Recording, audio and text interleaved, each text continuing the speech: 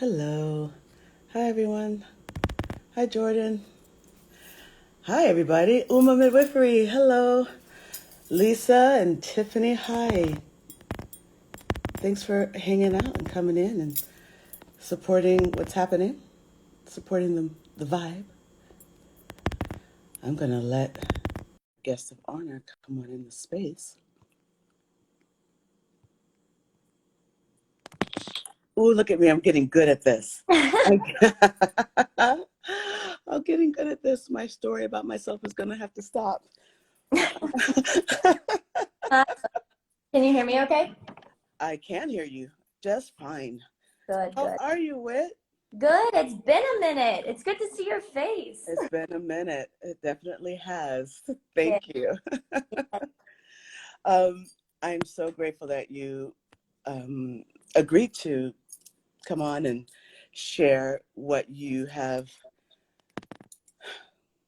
managed to achieve for yourself and the way you did it and how you're using that work in community, what you're up to. Just wanted to dive in and Okay. just ask you all the things, if that's okay. Thank you for inviting me. When you texted me earlier this week, I think I missed your email, but I was beyond honored. So that was so kind. Thank Oh man, I really, like, I would love to do everybody. Yes. This was a big undertaking. I didn't realize. I've been watching your feed this week. I was like, Haize is becoming an Instagram Live pro. Oh, oh no, not at all. There have been some major faux pas. And I'm willing to look ridiculous if it helps boost the knowledge and information around doulas. Same. So Yeah. it's so important. But yeah, there's so many people that I would love to do this with. I'm probably going to look at a way that we can just keep pushing, the different practitioners and doulas and Yes. people around birth. I just think it's so important. We have so many superstars. We do. Hmm? We do. So why don't you begin by telling people about yourself and where you are, Mm-hmm. where you're located, and what you're up to. Yeah, I'm in Denver and was born and raised in Colorado, but moved to Denver for school, and have gone to social work school for the past 3 years and have two more to go. I think like the pandemic for everyone shifted like totally different direction, and I think without it, I don't think I would have pursued doula work as early as I did. But because of the pandemic, I up working for a refugee resettlement agency pretty young, and getting involved in the professional world at an age that's kind of atypical, I guess. Well, like at the same time I'm going to school, and was witnessing the red tape around social work and kind of like nonprofit industrial complex and all that. And while I love the work and will continue to do the work for some time, there was a piece of me that was not being fed of like why connecting with people. I don't know how to describe it. It felt like a little too shallow, I guess, and the humanity of people is often stripped because of what's been done with the nonprofit industrial complex over history. And so I wanted to find a way to connect with people in my community in a more intimate way. And I always grew up, I never knew what I wanted to be. I always thought of midwifery. And when I found out about being a doula, it was kind of like the perfect intersection of being in community and relationship with someone while also being able to keep that intimate partnership with and like encourage autonomy through community and through collaboration without the red tape and without the medical side of things. And so over the past year getting to train, I've seen a bunch of different ways people train to be a doula, and like America often does. They commodify careers, and doula work has been like the antithesis of commodification for me. And so there are those big industries that you can pay $700 and go be a doula in a weekend, and I did that and it didn't feel like enough. And it wasn't enough. So I was honored, and such a privilege. It was the highlight of my year to train under you and to see the wisdom and reverence one can have for birth. I did not feel comfortable going into a birth space with only 14 hours of training under my belt, you know? And so that's kind of how I ended up doing that. And, you know, after, I don't know, we went for a while with our group, like a couple, you know, 15 weeks or so. We surpassed that 12-week mark. I Yes. think some of it was due to me having birthed. Yeah.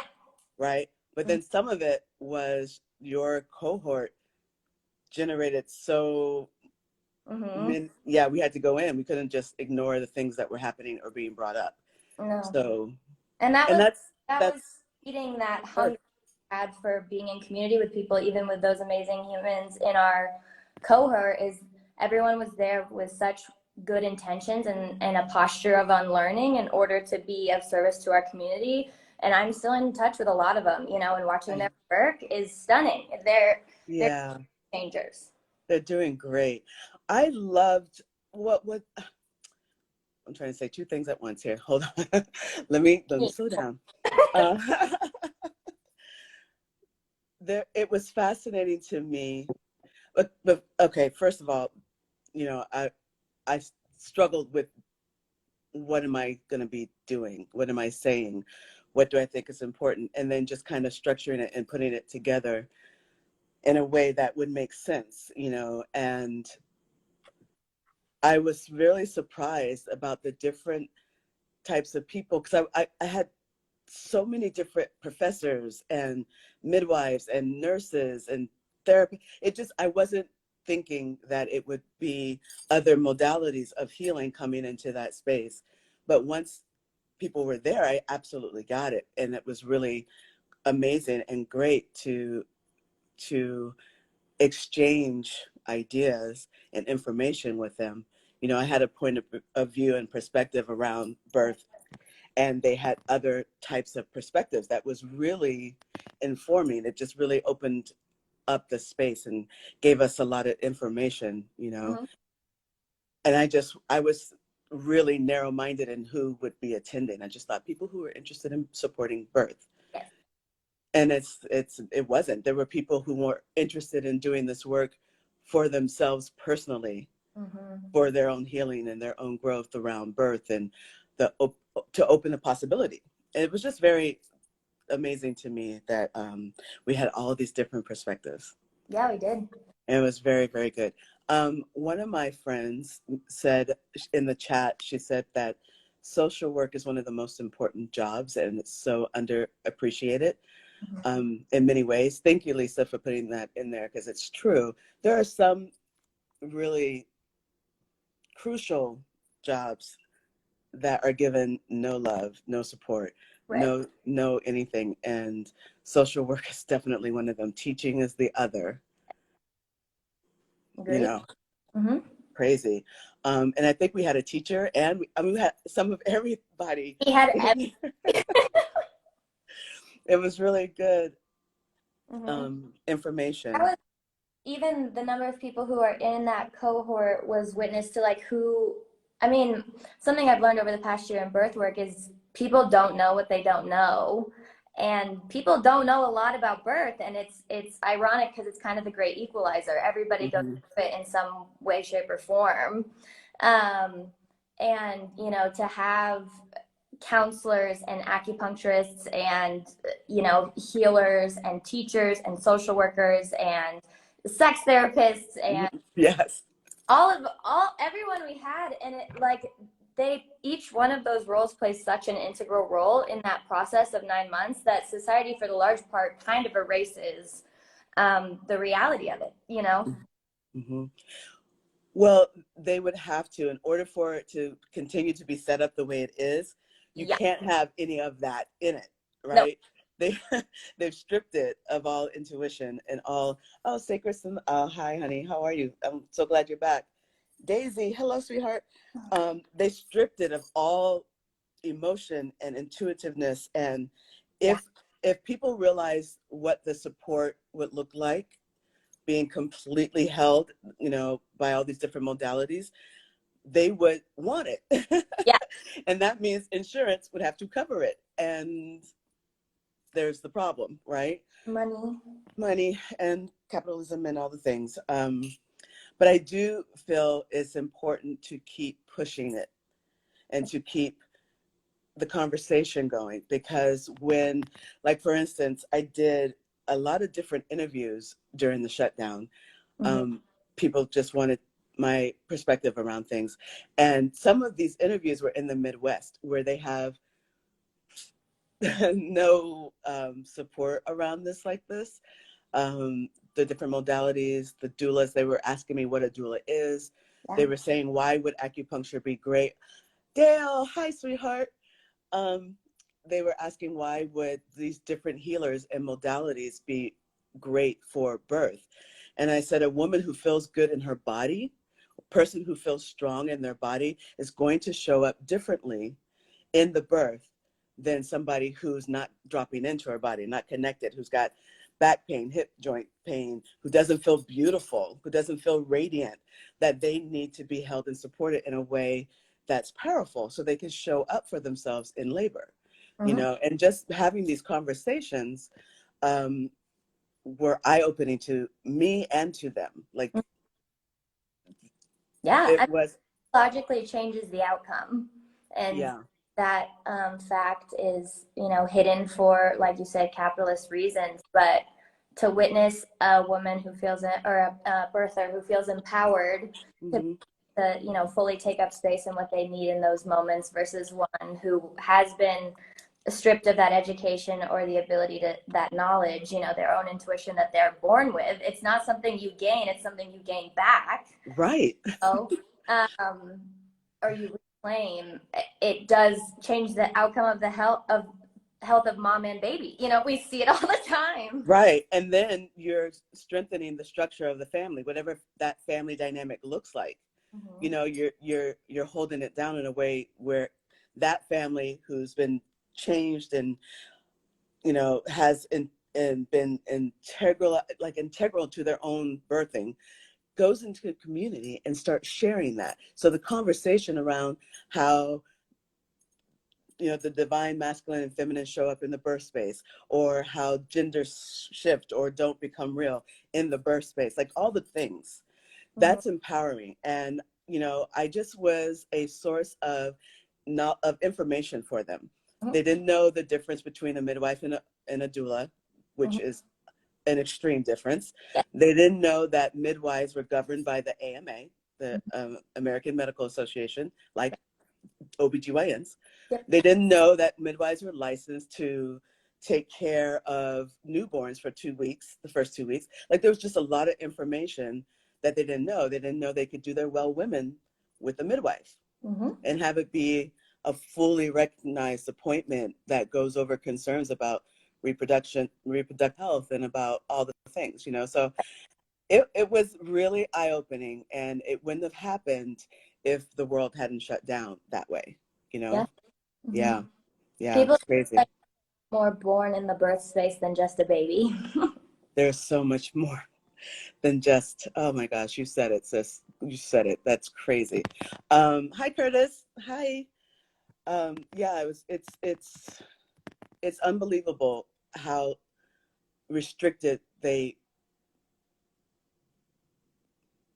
have that birth space being, and how contained they have those birthing mamas be. You know, it's just heartbreaking sometimes.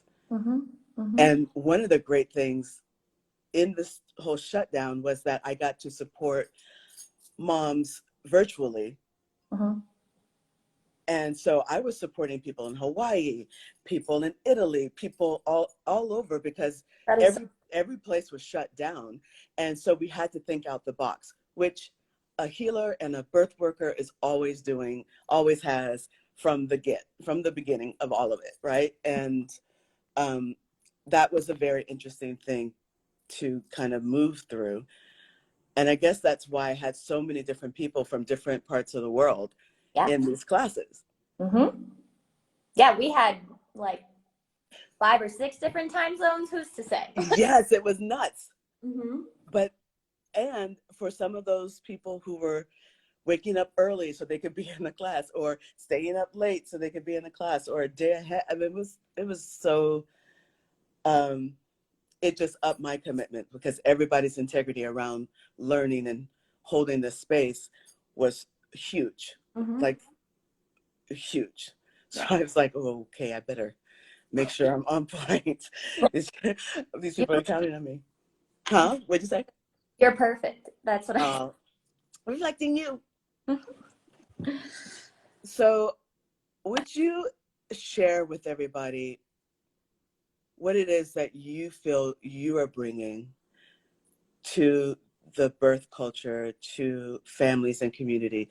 Like, what's very specific to you that you found to be your gift, and what you could bring to humanizing the birth experience for families?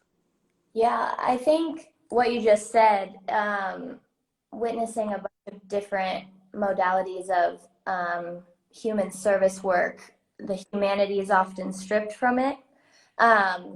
In my community, I'm like kind of notorious for having fairly intimate friendships fairly quickly. Like I'm not interested so much in the surface level. Like I care about people and I care about them deeply. And I think the same with the families, that I get to see them as a whole person, as a whole human who is going to choose their birth experience through their own autonomy, but autonomy is only allowed through like the collaboration of other people and people surrounding them, holding them in a way that gives themselves permission to make choices that, you know, society steeps them into believing they can't make, you know.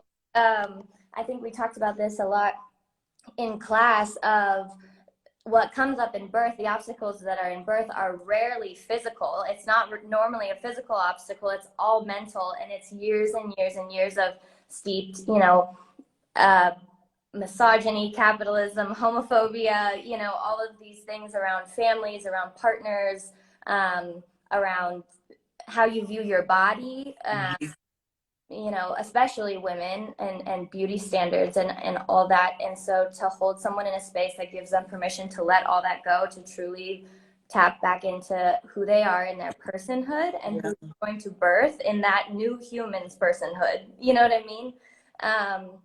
And so all of my clients and all of my birthing mamas have all been completely and uniquely different. And so I don't necessarily hold a specific standard for my practice, or I don't have a specific outcome for all clients, because of all, you know, I would never want to generalize a population like that. They get to determine their own outcome, and I would just, you know, I am incredibly reverent and honored to be witness to that.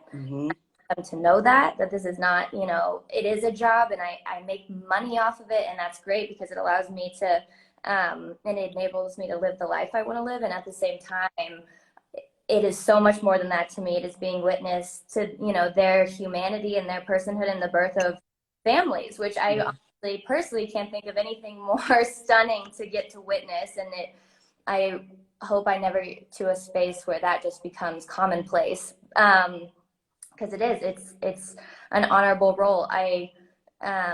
To watch someone and witness and walk with them in their most vulnerable moments and their most tender moments does have impact. You know, we talked about space and energy holding. I truly do believe that has an impact for how people start, you know, life with their new baby, whether that's their first baby or their second or their fifth or whatever.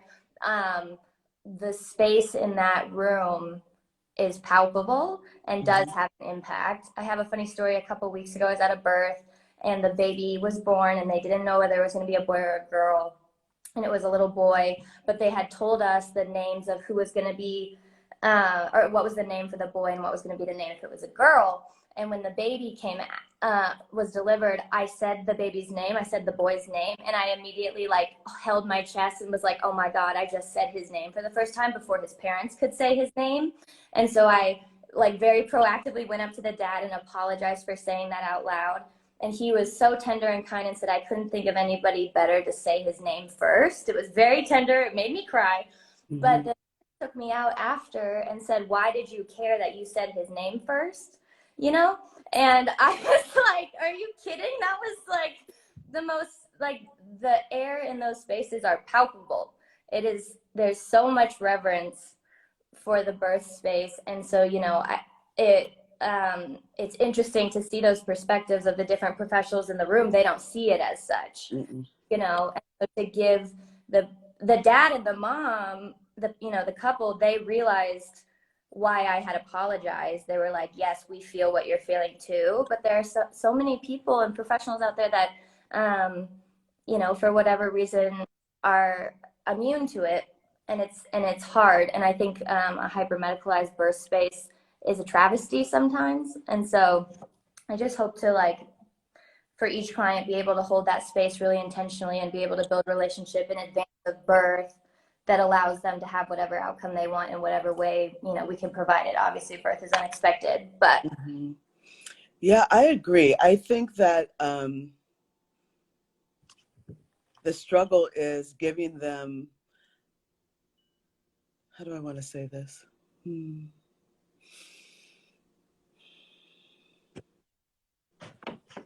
Giving them space and room in that birthing space to witness how we're holding them. Like, a lot of times they don't even think about it because they're trained that way. They're in school and they're trained to have a certain demeanor, a certain, way of looking at it, and that's it. I love, though, when, like, right now I'm working with a CNM who is learning about birthing centers and home birth because she realized that the rhythm was different. And she realized that there was a whole piece, that human piece, that physical, emotional, mental piece that was left out of it. And she wants to know what that is. And watching her see it and get it and integrate it within her studies. Like, she's not putting away all her knowledge and information. What she's doing is enhancing herself and learning more about how she can be more proactive and powerful in the birth space. And I think that that's really great, that if we are, allowed to offer up some information that helps us all be more mindful, more cognizant, more present in the space for our families, that they'll do so much better, because you're looking at them as the whole picture, not just some numbers in a graph in a timeline. Yeah. Because, like you said, they're all different. Like, we know the mechanics of birthing are pretty much the same. Right. The thing that makes it different is that individual and their perspective and their filter that they see the world through and how they process. And I mean, there's so many energetic things that can play into a birth kind of going off the rails, or, a mama shutting down, and especially if there's judgment about it. I have a lot of same-sex couples. I have a lot of non-binary couples, gender fluid. I have a lot, so I had to actually learn how to hold space for them in an appropriate, respectful way and speak to them the way they wanted to be spoken to. And that was a long time coming and very hard in the hospital, in that birthing room. They could not get it. And even they couldn't get a lot of it and weren't really interested in learning what non-binary meant or gender fluid meant, and why these parents are asking for you not to put a sex down on the paper, and when remember when I had a client say, how are they doing, to this nurse that came in. She was like, oh, you're having twins. That's great. You're having twins. Are they the same sex? Do you know? And she said, no, it's just one baby. And they said, but you said they. So it was like, and they were put off. And I mean, we've got to give room. This is a newer type of thing that's happening. And a lot of people are struggling with it. And a lot of people are just kind of dismissing it.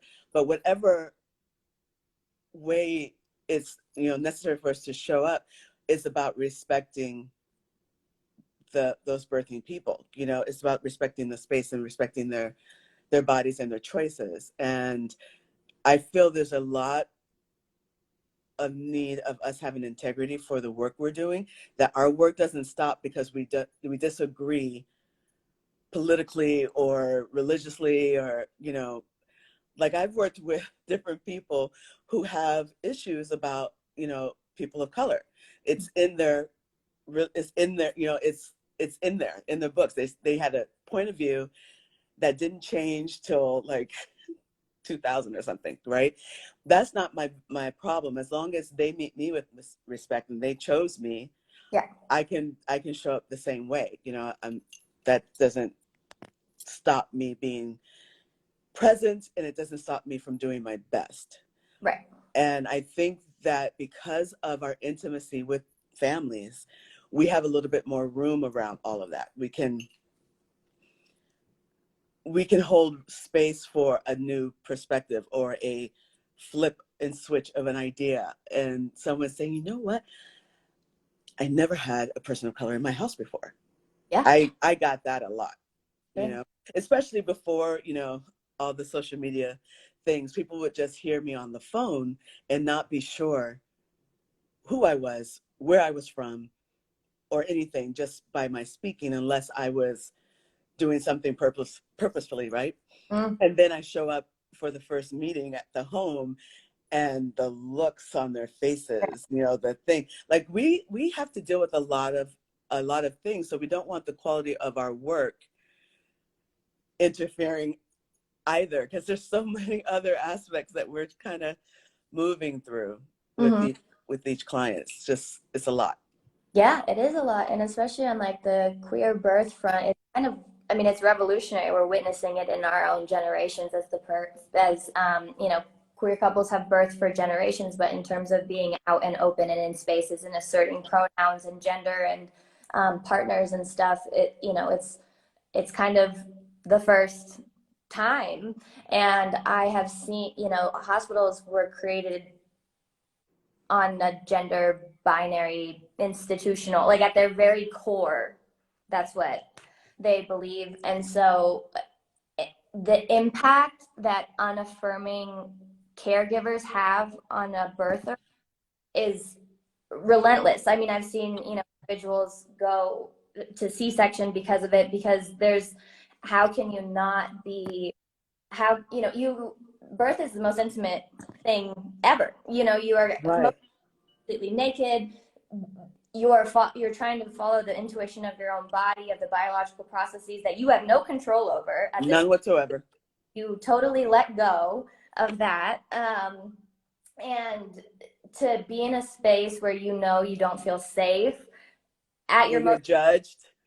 Totally judged, being unaffirmed in pronouns, or your partner's getting asked questions, or all of these things.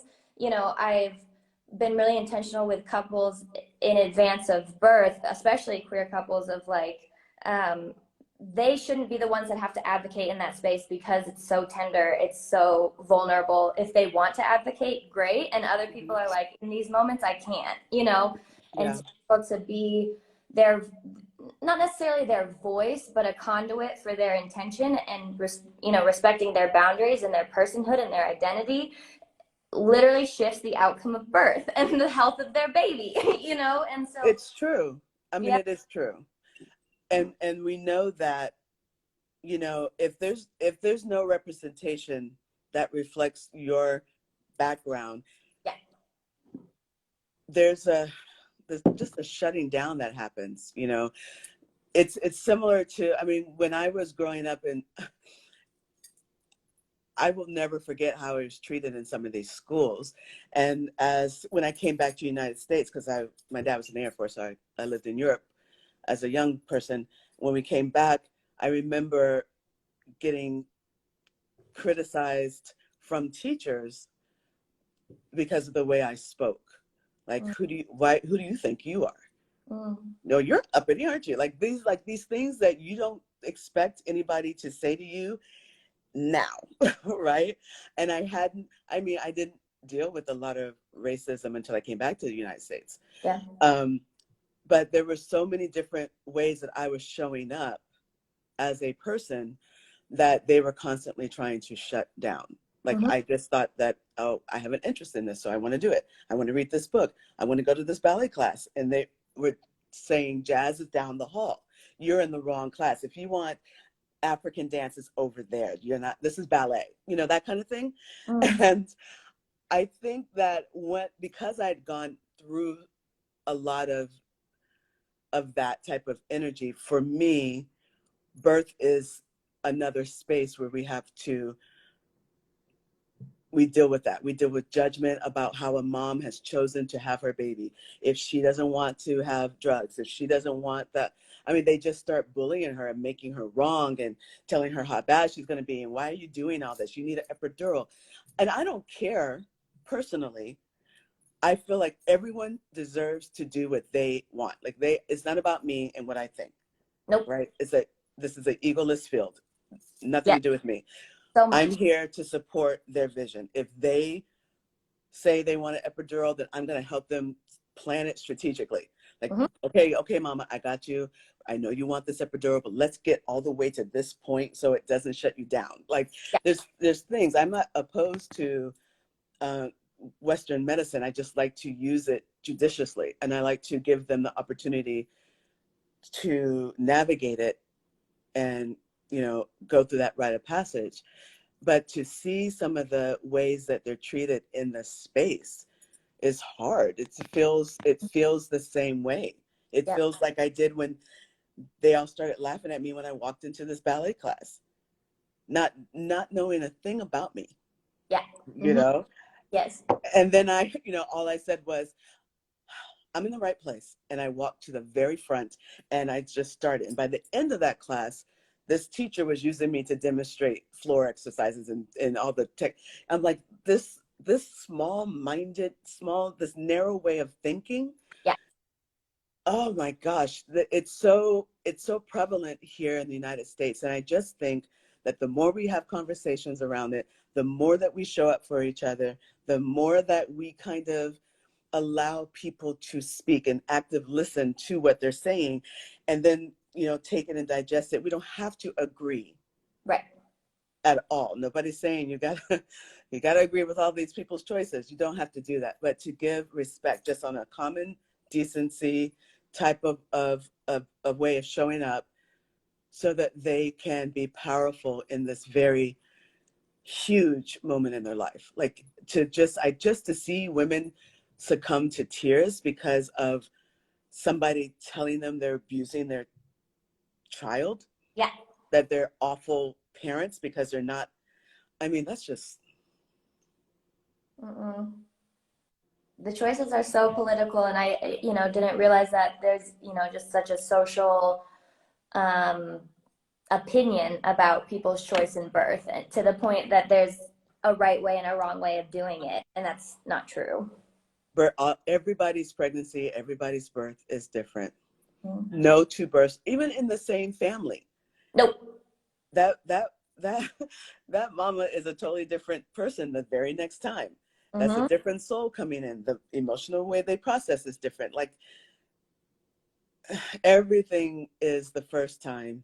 Everything is that current life form, that current place in the world of what they're navigating. You know, it's really hard. And if they're trying to heal from generational trauma, guess what's not helping in the space?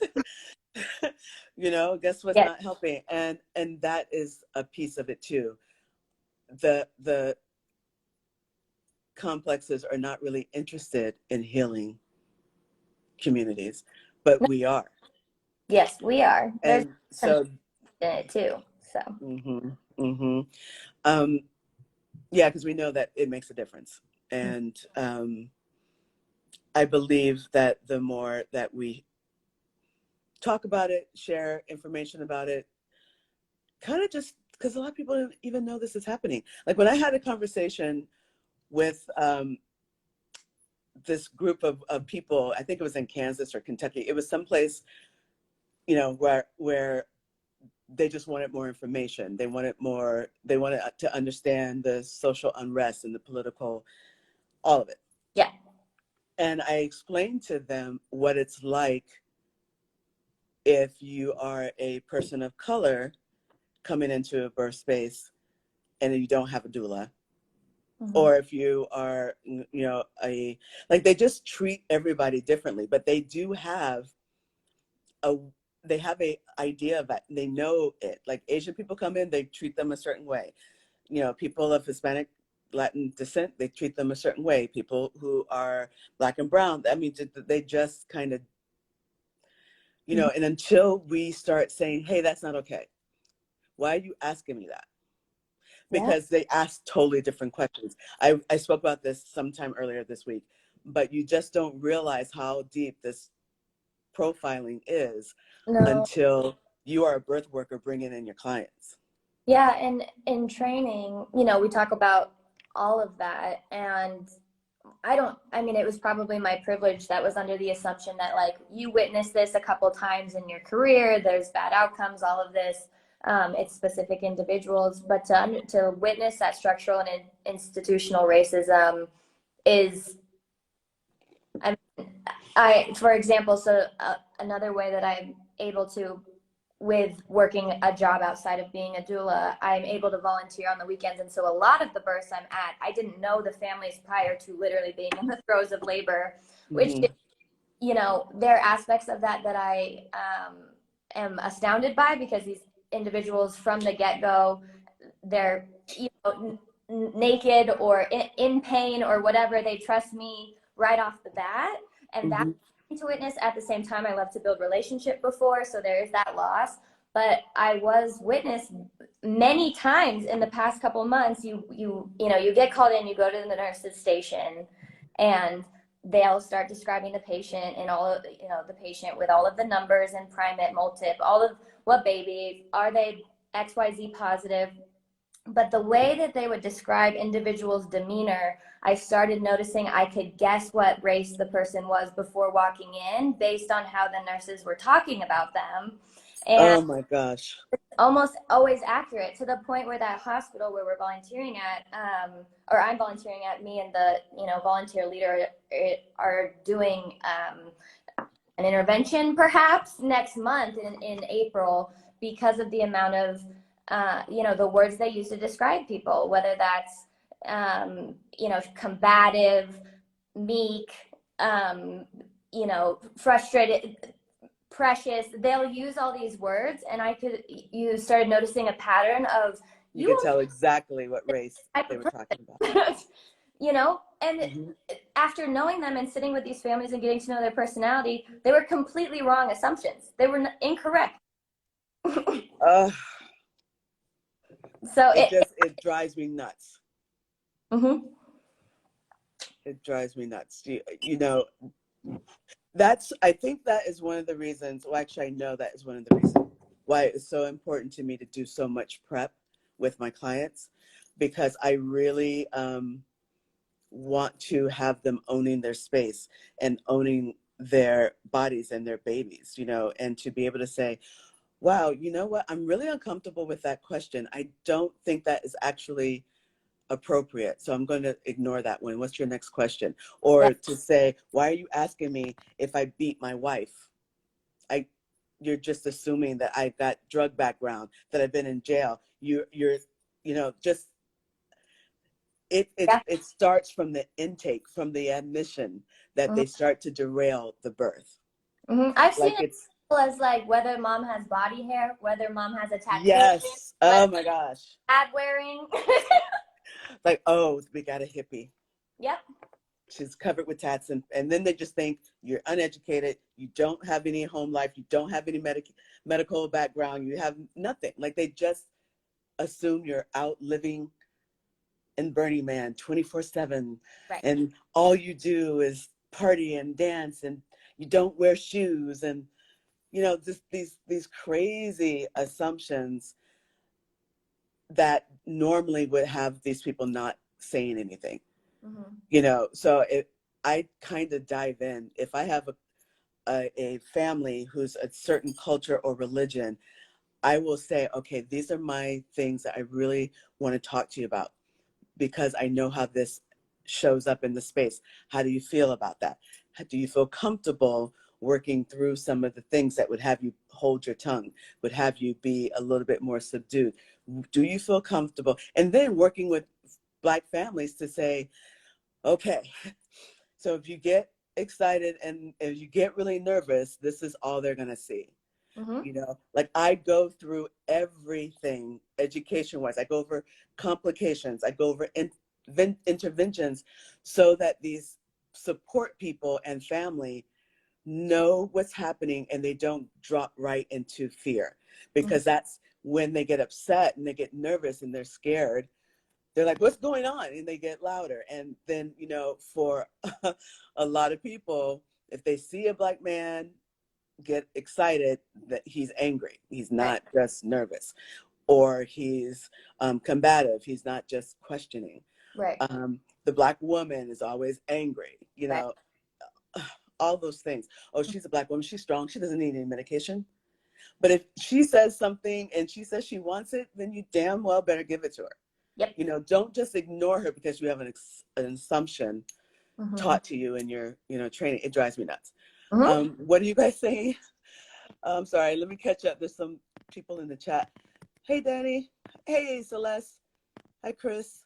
I just don't understand how this is still happening. Not for, I know, okay, but we do, because now everything has been shown. Like there's no reason not to understand how racism and profiling and all those things are happening now.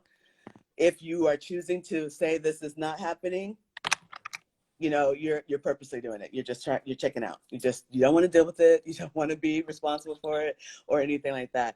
And I know how big your heart is, Chris, and I know that you're just kind of perplexed by what's showing up. But not everybody. Like if all of this is working for you and you're at the top of the food chain, you don't want to all of a sudden be on the same level as everybody else. Everybody needs somebody underneath them to feel okay with their life. And what we're saying is, we can all just be really present for our lives and be so purposeful for how we're showing up. And we don't have to do this. Somebody's got to be on the low totem pole thing. You know, it's just a construct that is just killing America. It's killing it. True. There, I've said it. I spit it out. This is such an important topic. Thank you for having a conversation. Yeah, anytime I talk to Whit, this is where we go. We go. We do. We do. Thank you guys so much for supporting that conversation. And if you have questions for, hey, honey, how are you? If you have questions for Whit, because she does have that background and for how she's shown up, I actually love that you volunteer. Like there's a I mean, I do work and I do get paid, of course, because I have to live, and I'm in LA, which is very expensive. Was just there. Yeah. it's ridiculous. It's just, I mean, that's a whole nother topic. Okay. But you know, there's a lot that I see that I can do just showing up. And there's a lot of times where I'm just gifting things or my services, or it's for like $200. You know, I just, the people who need support, you want to get them support. And if I'm too, you know, full, then I'm like, I'll find you somebody. I know there's people. I'll find you somebody to be with you, to support you. And I really admire and respect your choice to do that, because it's hard. I've done that where I don't know the family and I just go in and do the best I can. And then there's a lot of work on the other side of birth. So they're postpartum, because if there's any trauma that happened during that labor, any PTSD, anything, I want to help them transform it. I want to help them move through it. Yes. You know? For sure. So I really applaud you, because it's not easy. Yes. What are you doing for yourself, for like self-care after that? Like that's, because I did have a very long I went in with you guys, especially. I was like, self-care doesn't mean you go to the spa and you get in the hot tub. That ain't it. No. Like you have to break down what you're feeling and have a safe place where you can break it down. And then of course we do love pampering. All of that is very, you know, important. but our heart space, making sure that it is not wounded and it can stay open, and that it can, you know, hi Sarah, it can stay open and stay loving and stay active in the space, our mind space, because we can get tripped up by the things that we see, and just we can get defeated, you know, by the situations that are presenting. It's just it's a lot. It is a So lot. what do you do for yourself? Yeah, that's the other golden question, especially as like social worker, foster mom kind of thing. There is, yeah, so much. You witness the most vulnerable in those spaces that it can get to you real easily. I think honestly for me, being outside is like kind of my whole thing, especially in Colorado. We have Mine too. so many amazing spaces to be able to, like, that's where I feel most myself, and where I can like clear my mind and kind of tap back into what is right with the world, and you know, Yeah. the natural orientation of things. I feel so much that birth is reflected in nature, and so going back Yes. there is such a stunning place to kind of like regroup. Mm-hmm. And sometimes that's my backyard, even with like I have a little Exactly. farm with my garden and my chickens and my ducks, like Mm-hmm. you Yeah. know, that is a real sacred space for me. And then also just, you know, my community, and they hold me and encourage me in ways Oh that my allow gosh. me to do this work, you Can know. you imagine doing what we do No. without community support? Listen, okay, Sarah just came on here. Sarah and Mike, I met through them through my childbirth education class that I do with Bliss called Innate Journey, and fell in love with them. And they were like, "Ooh, can you support us?" And I was like, "Yeah, good," because I was just like, "You guys are amazing." Yeah. They end up moving and still remember me and check in on me. We're time zones away. They have we've got a little gift for you. There's some things for you. Let's go take care of Yes. yourself. To heal, I mean, that's community support. Like people just calling me and Yes. saying, just checking in on you. How you doing? Mm-hmm. Or people sending me texts or DMs from Instagram saying, praying for you. You Mm-hmm. came in my mind. I thought about you, and that I'm gonna get really emotional. Good. Yes.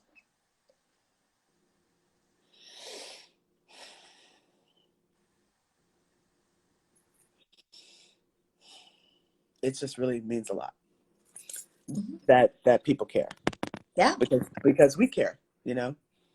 Mm-hmm. We care about them, and we care about their families, and we're stepping away from our families. Mm-hmm. We're Yes. missing major life moments, you know. Mm-hmm. um Yeah. it's worth it, but It's it's, so worth it. and we're not doing it for them to, like, I don't, do I expect them to ever do that? No, I'm not looking for that, but it's a really great reminder that we have to have integrity with what we're doing, because we do Yeah. impact people. Mm-hmm. You Agreed. know, we can't come in there willy-nilly, which is why I was talking to you guys about, you know, the professionalism piece, the integrity piece, the accountability piece, you Mm-hmm. know, because if we get sloppy, we're letting down communities, and we're letting down families. Yes. You And know, you said at the beginning of this that this is an egoless field, and I, yeah. you know, couldn't agree more. And in order to show up in a like the most vulnerable way with families, to encourage them to be able to, you know, reclaim their intuition and reclaim their humanity, there's Mm-hmm. an element of vulnerability and unguardedness you yourself have to have Mm-hmm. in order to invite them to do the same. And so it does take a toll, you know, and it is worth it. It is Yeah. relentlessly worth it. And then finding that boundary and that balance of what is that, you know, exchange, that mutual exchange look like of, you know, caring for community and then caring for yourself. Because Mm-hmm. you know, it's a fine balance, because you can lose yourself completely You can in totally it. lose yourself, you Mm-hmm. know. And you know, there's that old adage saying that we do what we need, Yeah. you know, and we do in life what we need for ourselves. And when I first started in this field supporting families, I totally understood that. I totally got, I was like, oh, what would I have liked? And I made it a judgment and a bad thing. In actuality, though, when I looked at it fully, that is why the work I do looks the way it does now. And that is why I'm able to have an impact on families and community now, and why we can, keep growing as a field that has a lot of respect. We have to really, because look, I'm just going to say it. The powers that be would like for us not to be here. They would like to shut us down. They're Agreed. coming for midwives left and right all the time, and their scope of practice gets narrower and narrower. And for us too, like it's, so we can't half-ass it. We got to be really good. And I remember having several conversations. There's not a lot of midwives of color here in Los Angeles. So everybody knows who they are, and they have been amazing to me to be a space and a place where I can ask questions, or I can figure out how to navigate, or like they will try and protect me from things, and I'm just like, well, what are you talking about? It's great, it's fine. And I totally see what they're saying, and then I'm like, oh wow, okay, it's I'm so grateful that I've had them. We have one Filipino midwife, one, we got some different, just like, they're so supportive, and they are out there trying to make more midwives and more doulas and teach more in the community, and it's really important. But they are really coming for them, and they told me, Haize, you're gonna have to be better than everybody else because you are Black, and I've had that all my life. But in this field, oh, absolutely. They said your skill level has to be better. You have to be on point. You cannot mess up, So that was also something that made me kind of go, do I want to go to midwifery school? Do I want to, do I want to do that? But it also let me know how important it is to have doulas who understand all of that. Yes. So I created that training, and in that class, I said everything. I didn't pull any punches. I told you the facts. I said what's going to show up. And then just to watch you guys all have these cross conversations around racism, prejudice, and social injustice, politics, all the things, because we need everybody to have an understanding of what they're holding, like what exactly is happening in here. And fortunately or unfortunately, birth is political. Deeply so. It's crazy. I didn't realize it until we were in it. It kind of felt like a neutral piece of life that few people spoke about. And it's not. It's deeply political. All of those prejudices come up in that space. It's unfair that you and, other midwives and doulas of color and minorities have to, prove themselves over and over again to claim space. But the reality of the intention behind the powers that be to shut that down is affirmation that this is powerful. That there are tangible outcomes, and empowered and educated communities are less profitable, harder to control, all the things that they don't want, but they're healthier, they're stronger families, stronger communities that are able to exchange mutually and support other people.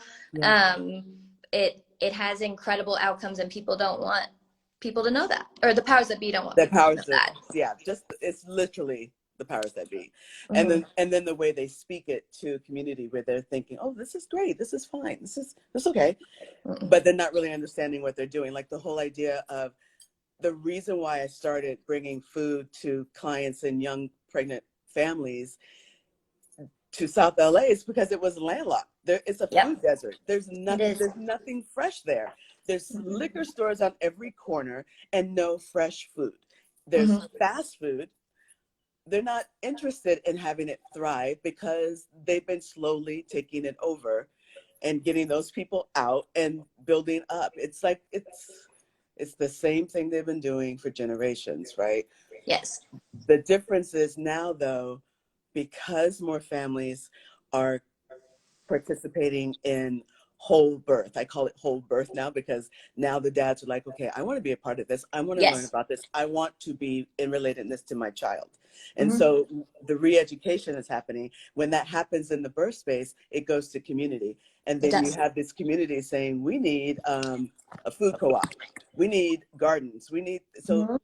things are changing and the conversation's changing so that these communities that have politicalized institutional things happening. There are no banks there. They have to leave to go to a bank. They have to leave to go to a grocery store.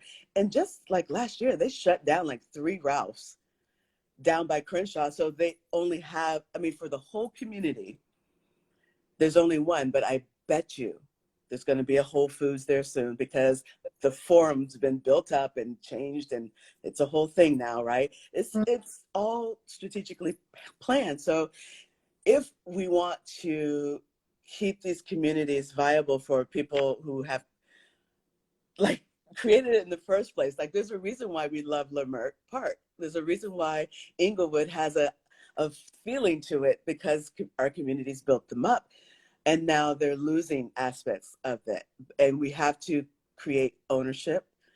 Yeah. And how do we create ownership? We create people taking responsibility for Mm. their births, for their bodies, for their children, for their education, for their medication, for all of it. Like, are we doing wellness or are we doing illness? Like, how do you want to do this? And just, but we have to educate because they just have no idea what's available, and they're starved for this information. So when they get it, they're like, oh my gosh, and they're starved for spiritual connection and self connection. And so when we provide them that ability to drop into their bodies, to have a relationship with their highest self, with spirit, with source, with the earth, with the planet, all that is, it's a different type of energy that shows up, and there's nothing that somebody can do or say when they show up that way to knock them off of their path. They're very clear. Yes. They're a big, I love a very big, clearful, projected no. I said no. Yes. Stop asking me. I said no. Yeah. I love it, especially when I have like different cultures who are, more quiet, right? Mm. And it's just a part of the culture and respect. You don't, speak up to elders and all these different things. And that goes in different cultures, not just the Black community, but some Asian cultures, some, Mm. Catholic culture. You just don't do it. But when I have a client that I'm educating about ownership and about being heard and about informed consent, Yeah. I said, it's really your job to speak up for yourself. I could do it, but they'll hear it better coming from you. And mama, if you cannot be clear about what's important to you and speak up about it now, Mm. then your child is going to be raised by everybody else, because the teacher's going to have an opinion and going to say something. If the teacher says your child just needs to go into a special class, and your child doesn't, because your child is brilliant, Mm-hmm. are you going to let them say that, or are you going to fight for your child's rights? Like, you have to, it starts the moment you become pregnant. Yeah. The The moment. Yeah, the permission to interrupt that narrative that many birthers have been living in their whole lives does Mhm. catalyze for the rest postpartum to when that baby is often in college, to literally give permission to interrupt that narrative Mhm. is sometimes all it takes. That sometimes is it. And then if you can do that, like I had a client who she had trouble setting boundaries, and Mm. with friends and family, and I said, well, you really need to, because you're somebody's mama now. Mm-hmm. You are pregnant. You're somebody's mom. You need to be able to set boundaries. Are you just going to acquiesce your beliefs in your child to anybody? Mm-hmm. So if you can't speak up for yourself in that space, this is going to be an issue. Right. Can you set boundaries outside of that space? Because it's a very judgmental world. Yeah. Are you going to breastfeed? Oh my gosh. Are you co-sleeping? You're co-sleeping? Oh dear. Oh, you're wearing your baby. That's cute. You know, there's just a Yeah. lot of judgment around people's choices. And if you're not confident